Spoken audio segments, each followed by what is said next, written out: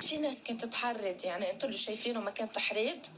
شو كنتوا عم بتشوفوا؟ لكن واحد بيروح بيحكي لهيدي الشيء وبيحكي لهيدي الشيء، خلص اللي عملناه بكفي وزيادة يعني. بليز اكتبوا جود لايف. ايه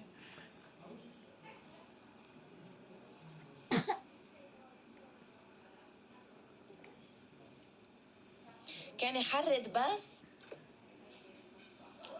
مشكلتي انه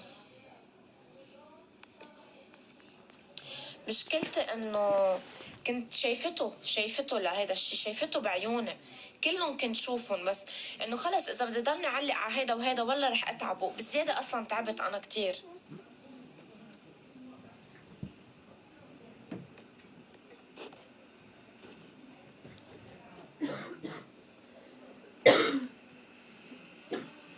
مين هيدا؟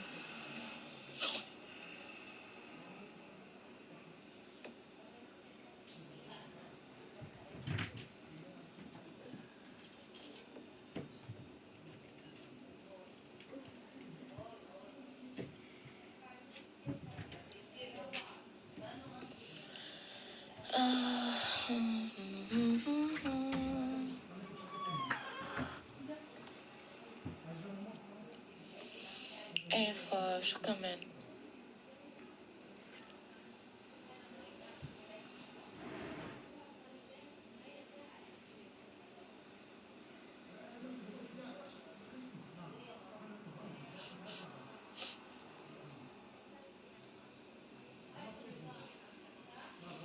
انا اذا بتفتح معي بخبر كل شي، بحكي كل شي بلايف واحد، بسكر ملفات الكل، بس ما بدي اعملها لهيك بتجنب اطلع، لانه انا اذا خلص ركزت بشي ما بقعد وقف ابدا.